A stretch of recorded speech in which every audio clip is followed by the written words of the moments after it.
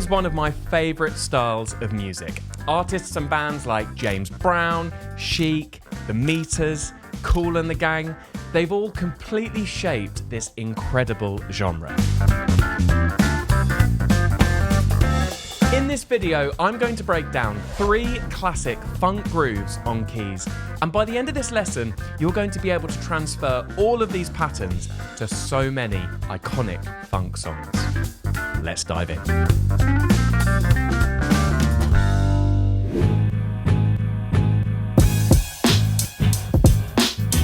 Hello, welcome back to the Keys Coach YouTube channel. My name's Adam and thank you so much for clicking on this video. Today I'm going to be breaking down some iconic funk grooves on the keys, and I'm going to be doing this on a clav sound. You probably recognize the sound of a clav.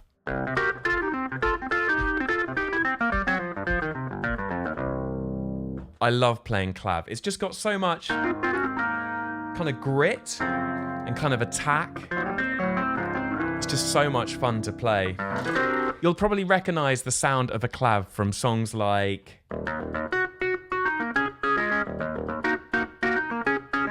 Ain't Nobody, Shaka Khan, classic. Use Me by Bill Withers. Of course. And then how can we forget the amazing Superstition by Stevie Wonder.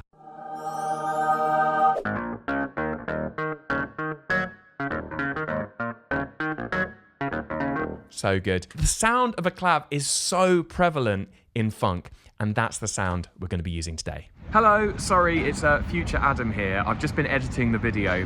I come and work here in Canary Wharf sometimes on Keys Coach stuff. I don't know if you can... I'm not very good at using the camera that way around.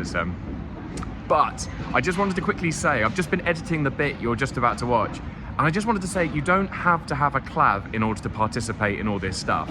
I'm literally just using a Nord sound, but you can do it on a piano, you can do it on a Rhodes, you can do it on whatever you got. All these exercises still work. You don't have to be using a clav sound or a clav itself. I just wanted to say that in case you felt you couldn't participate in it. Okay, back to the video. Now, the chord sequence we're going to be using today is arguably the most famous chord sequence of all time. We're going to be doing this over a 12-bar blues. There are lots of variations of the 12-bar blues, but the variation we're going to do today just uses chords 1, 4, and 5. And we're going to be doing this in the key of G. So chords 1, 4, and 5 are G, C, and D. I'm going to quickly take you through the structure of the 12-bar blues. I'm going to do this with a backing track I've created, and I'm just going to play the root notes with my left hand. Here we go. So it starts on a G.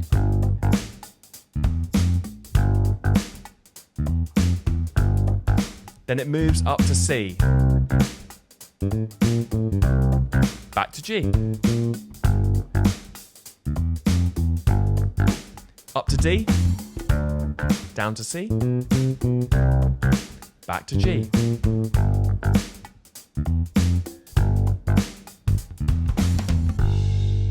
So now we've got that chord sequence down, let's see if we can add something in our right hand. Now we're only going to be playing 2 notes on each chord. Sometimes less is more, and this is nearly always the case on the piano. We're going to be playing the thirds and the sevenths of each chord. So the first chord in the sequence is G7. And you can see that our third is a B natural, and our seventh is an F natural. Let's just go back one stage. How did we get G7? Well, we took our G major scale and we flattened the 7th. So we went to the F sharp and we flattened it. Took the root, the 3rd, the 5th, and the 7th. There's G7. You might have heard this chord G dominant 7, G dominant 7th, all these different names. I just call it G7. Now, I'm covering a lot of ground here, and I know lots of you like to practice all of this stuff at home. So I've put together a free PDF lesson book which contains the notation for all of the exercises and all of the grooves I'm covering in today's lesson. The link to download that is in the video description. You can go and grab that, it's completely free. And if you'd like to get hold of the backing tracks, they are also available. There's a link down in the video description as well for those. And all of the proceeds from that go back into producing amazing content for the community on this channel. So, what we're going to do is we're going to play the 3rd and the 7th, but we're not going to play 3-7. We're going to play 7-3 on each chord. So 7th in our thumb, and then our 3rd probably in our middle finger. So there's our voicing. We also need C7, that would be here, with B flat as the 7 and E natural as the 3rd. We also need D7, which is up here, with C natural as the 7th and F sharp as the 3rd. So there's our 3 shapes.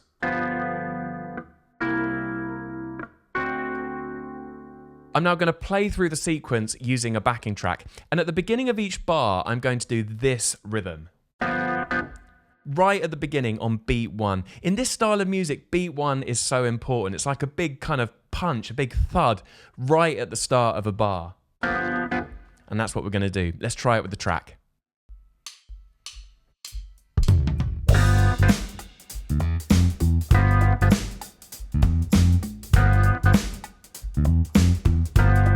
Up to C7 now. Back to G7. Up to D7. C7. Back to G.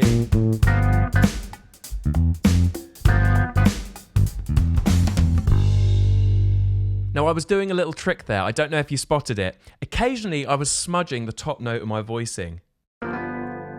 Do you see that? So whatever the top note is, I'm smudging it from a semitone underneath. But it's super quick. It's not something you want to kind of linger on. It's not like that. It's just a little bit of extra movement. It's like blink and you miss it. But it just gives it a little bit of character. Each chord a bit more of something. That would be it on the G7. And then the C7, I'd be smudging from the E flat to the E. And then on the D7, the F up to the F sharp. It's a really great trick. Let's go through that sequence again and just practice smudging those top notes. Let's give it a go.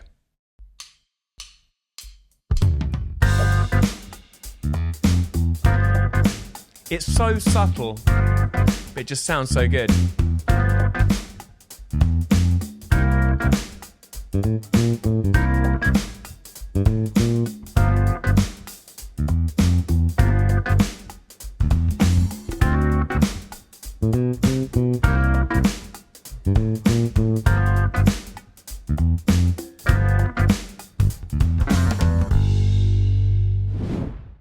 So now we've got that pattern down, let's see if we can develop our right hand part. Let's add a bit more movement, a bit more rhythm, a bit more kind of interesting stuff in our right hand. Now to do this, we're going to use a scale called G Mixolydian. Now you might have heard of this scale, it's a mode, it sounds very complicated, but all it is the major scale with a flattened 7th.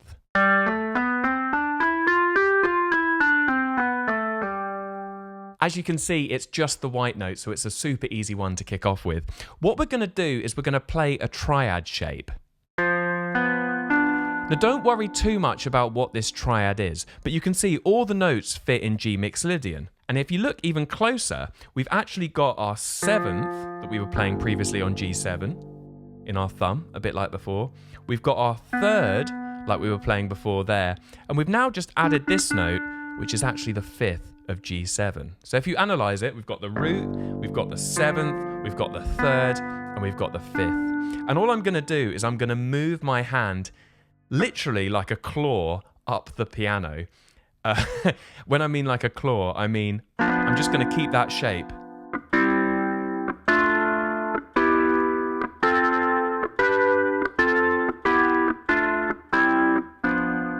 All of those chords fit in G Mixolydian, and all of those chords fit over G7. I'll do that again for you.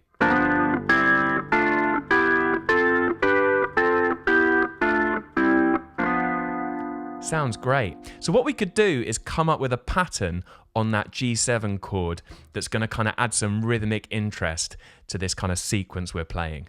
A few moments later. Yeah, I like that. That sounds cool. Yeah, let's use that. Let me show you that pattern really slow.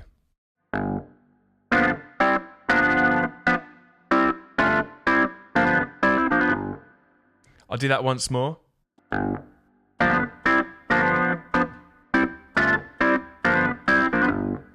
That pattern seems to work really well. In my left hand, I'm just playing 3 notes.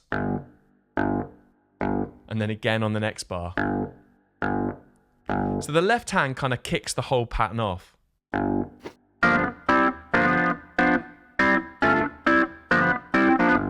What would that pattern look like on C7, which is the next chord in the sequence?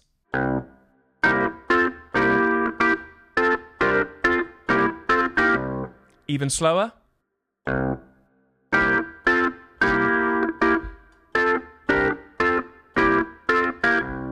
And if you're wondering where those chords came from, we're just doing exactly the same thing we were doing on G7, but we've transposed it up to C7. So we're using C Mixolydian now. And there's our shapes. There they are. So what would it look like on D7? That's actually all we need of D7 because we're only on D7 for 1 bar. Then we go back to C7. And then we go back to G7.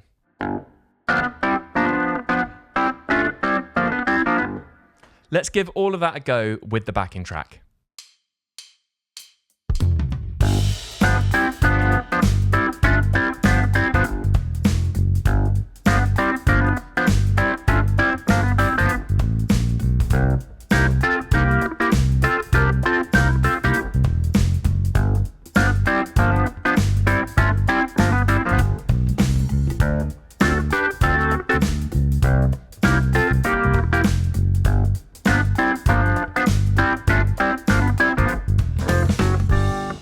That was actually a little bit faster than I remember the backing track being when I made it.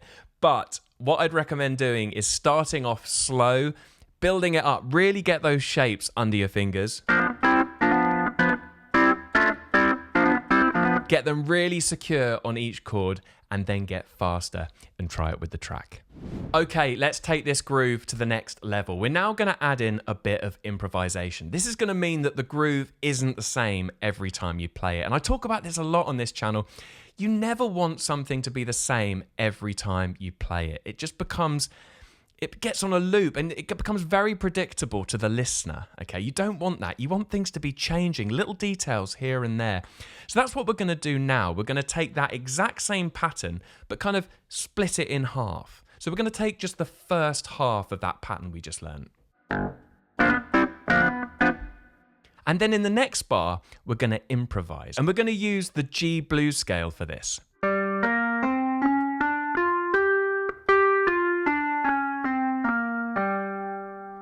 The blues scale is such a fantastic way into improvising. It kind of gets a bit of a bad reputation, but if you haven't improvised before or you're not quite sure where to start, it's such a great starting place because it just works over so many of the chords in the 12-bar blues. So it's just a way in to the whole kind of world of making it up, basically, which is what improvising is. So we're going to play that pattern, and then in that gap that follows, we're just going to improvise something. Let me give you a demo of what this sounds like.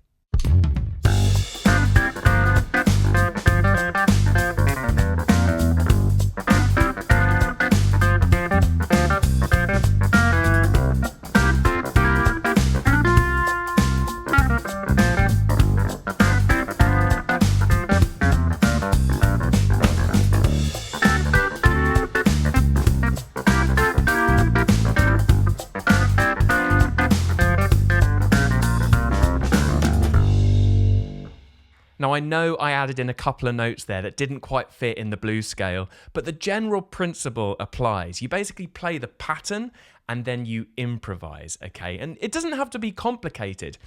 Literally, your improvisation could just be,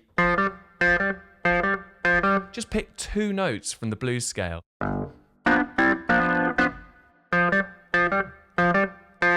It really doesn't have to be anything super elaborate. It can just be a simple little nugget of an idea that you can use just to kind of get you out of sounding like you're on a loop. It still sounds like you're playing the same piece of music because that pattern keeps on coming back. But just having that space in between those little phrases that we recognize makes it sound kind of so fresh and organic. Let's have one more go at doing that and try experimenting with some super simple ideas just using the notes from that G blues scale. Let's give it a go.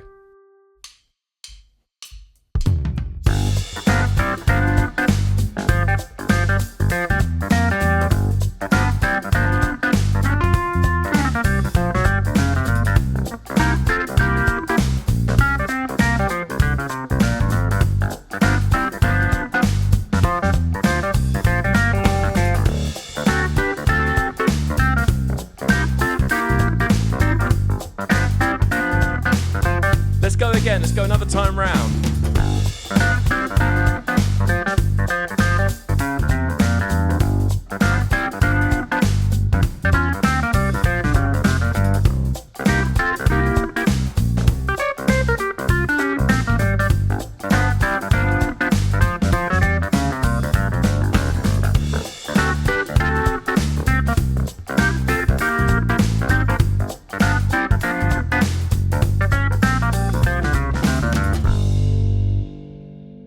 Thank you so much for watching this video. I do hope you enjoyed it. Don't forget to go and grab all your resources. The links are down in the video description. And if you're looking for another video to take your keys playing to that next level, check out this video right here.